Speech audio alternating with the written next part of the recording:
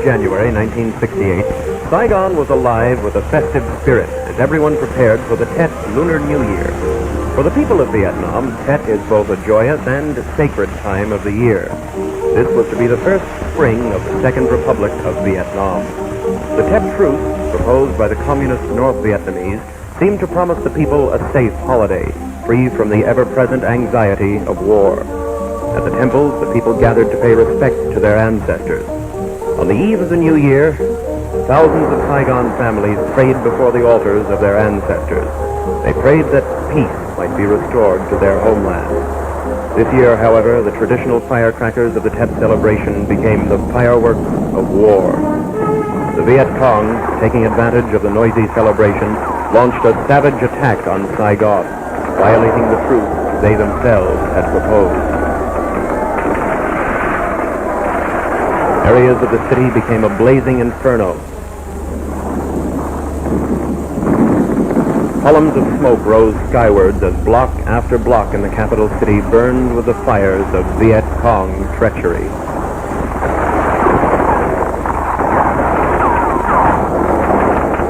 As the frightened people fled, many fell victim to the enemy gunfire.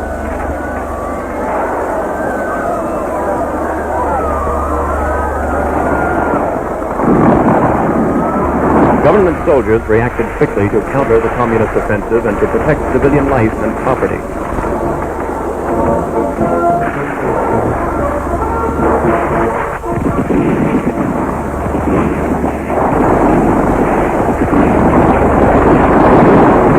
First, Fifth, and Seventh districts of the capital, at Govop, at the Saigon radio, and at strategic intersections throughout the city,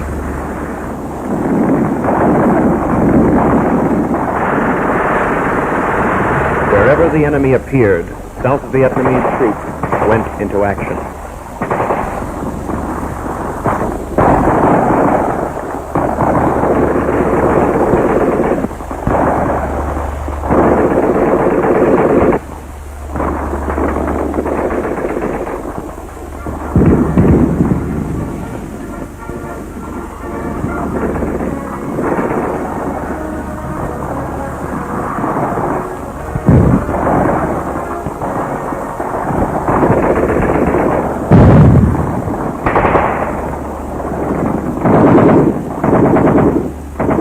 Many of the terrorists attempted to hide. The soldiers found them and brought them out. In a few areas of Saigon, the enemy seized and held the upper floors of tall buildings. Tanks were immediately deployed to these areas to help dislodge the Viet Cong.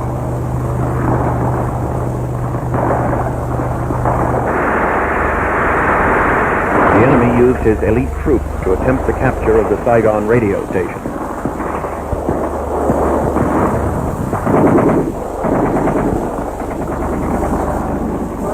Unable to seize his objectives, the enemy set fire to the building.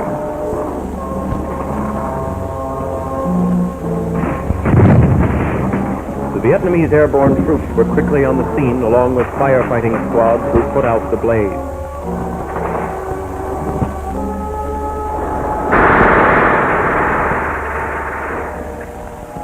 These bodies are evidence of the miscalculation of North Vietnamese four-star General Vo Nguyen Giap. General Giap, who is credited with having planned the communist Tet offensive, is the same officer who was victorious at Dien Bien Phu in 1954. Times, however, have changed. The loss of thousands of men and weapons has taught the communist general a grim lesson.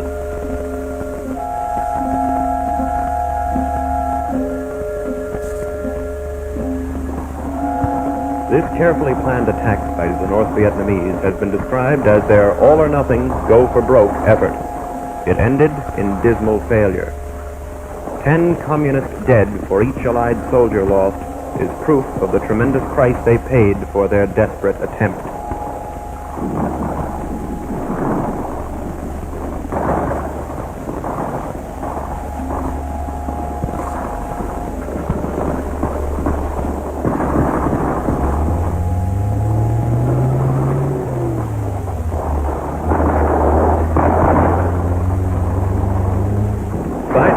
with the combat soldiers, anti-war teams entered the dangerous areas.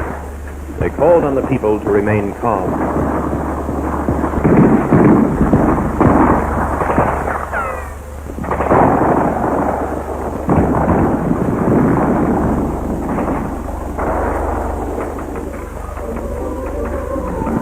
Everywhere in the city, the fearful civilians ran to government soldiers for protection. The soldiers led them out of the combat areas to safety in temporary refugee centers.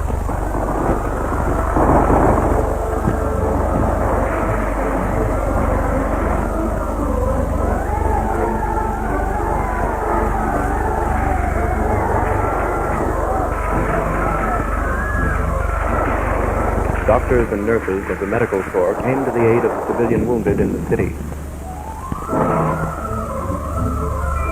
Military and civilian ambulances speeded the evacuation of the seriously wounded.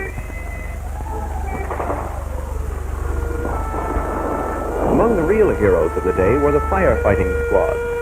Throughout the city, the Vietcong set fire to heavily populated areas to cover their retreat.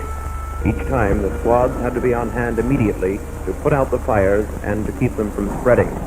The firemen braved both the flames and enemy guns to perform their vital role in the saving of Saigon.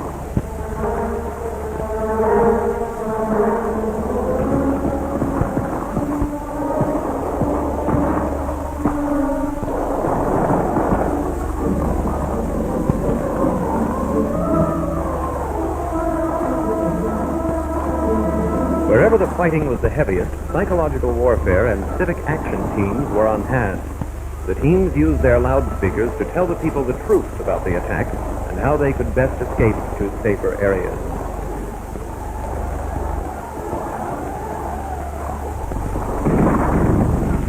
The teams used their loudspeakers continually to appeal to the enemy to lay down his arms and surrender. Many Vietcong responded to the call to surrender. In some areas, entire squads surrendered as a unit. These prisoners proved an excellent source of information. They told of the lack of morale and fighting spirit in their ranks. Some told how they had been forced to fight, but when their leaders had been killed, they willingly surrendered to the government soldiers.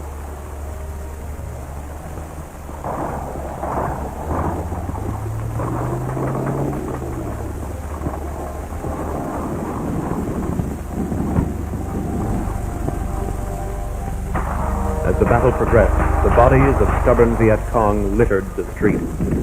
Piles of Red Chinese and Russian weapons were taken from the dead and defeated communist troops. This elderly man, a lifelong resident of Saigon, showed the soldiers the best way to surround the area the communists had infiltrated. Communist violence quickly turned large sections of the capital city into an inferno filled with frantic residents trying to save themselves and what few possessions they could carry with them. In a matter of hours, the homeless numbered tens of thousands.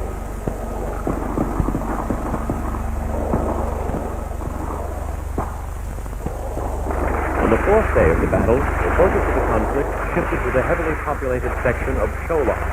The house-to-house fighting lasted for days. One of the bloodiest firefights occurred at the main intersection of the Vinh Highway, not far from downtown Saigon. Here, the army succeeded in denying the communists the chance to use the women and children of the area as human shields. Once the civilians were evacuated, the army saturated the area with a lethal display of firepower.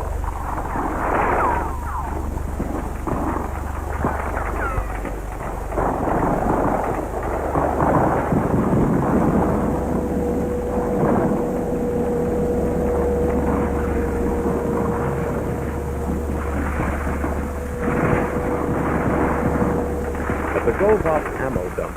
The entire battalion of entrenched North Vietnamese regulars and VC proved no match for the 3rd Airborne Battle Group. They quickly circled the enemy and annihilated him.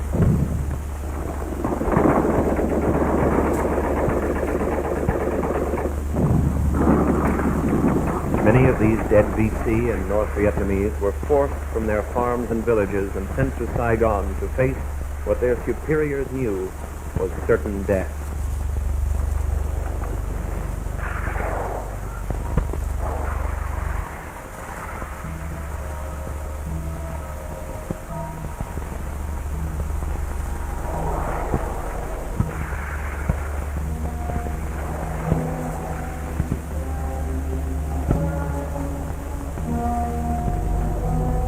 Hundreds of their wounded and bleeding were abandoned on the streets of Saigon by the Vietcong.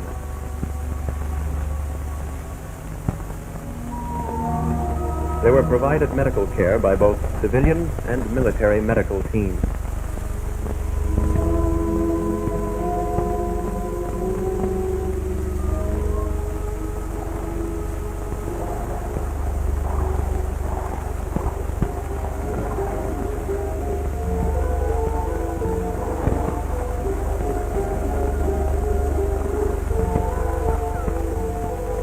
Many of the victims were sick and undernourished even before the 7-day battle in Saigon.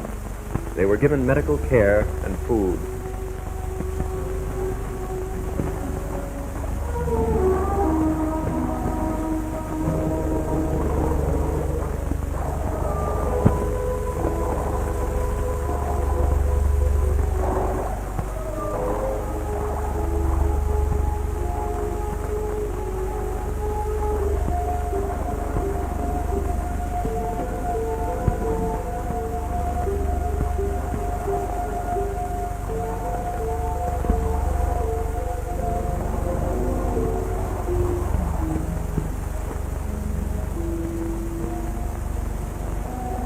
Here are some of the VC prisoners being interviewed by military correspondents.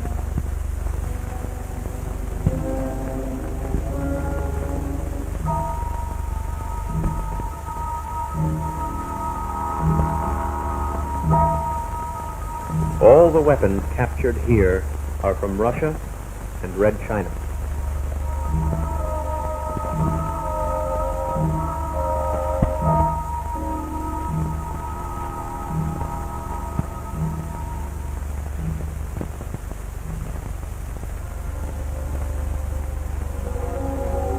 Thousands of families were burned out of their homes in the attack. The government immediately launched a program to set up refugee camps in the stricken areas of the city.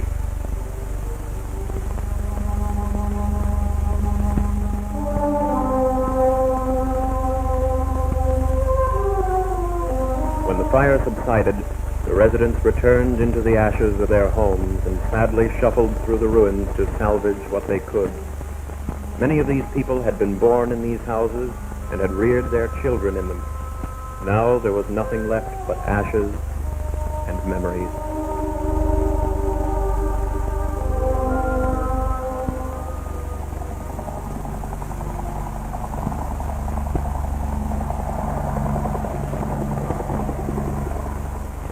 The homeless stand around, dazed, confused, and helpless.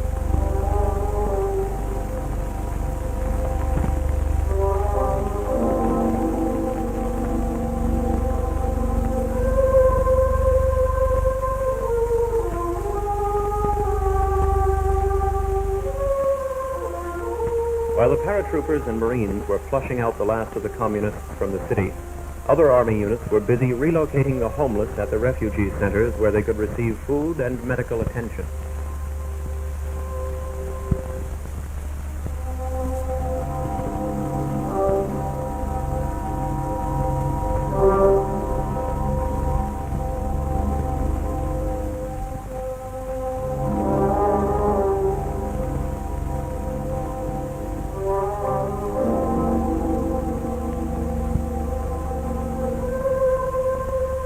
Their fathers and husbands are dead.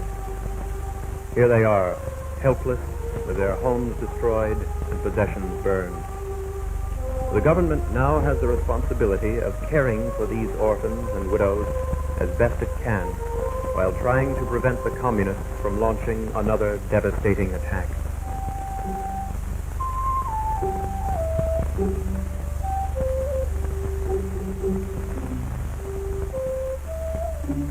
Civic action teams also began a disease prevention campaign among the citizens, especially the refugees.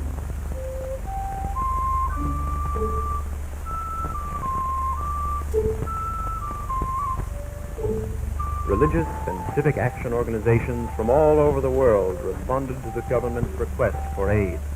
Food, medical supplies, and clothing all poured into the refugee camps and were distributed to the victims.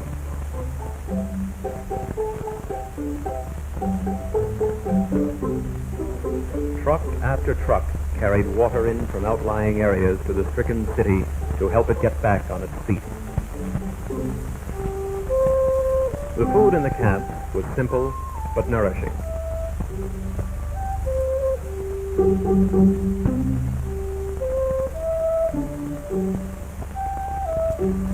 Children are children, even in refugee camps. The WACs supervised their play and recreation.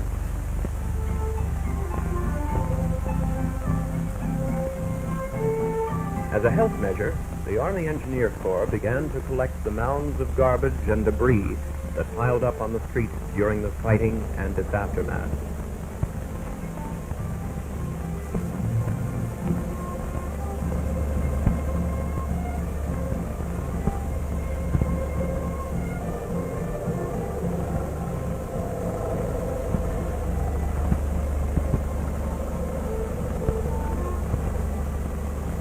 Tons of refuse were loaded into Army trucks and hauled away in an effort to help the residents get their neighborhoods back to normal.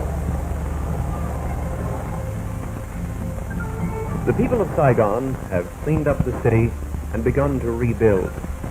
Barbed wire and barricades have given way to the traffic and activity typical of the big city.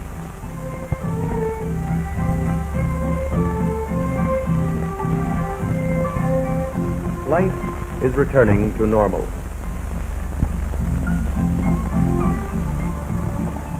Yet the citizens of Saigon will never forget how the communists shattered the Tet truce with such devastation and violence.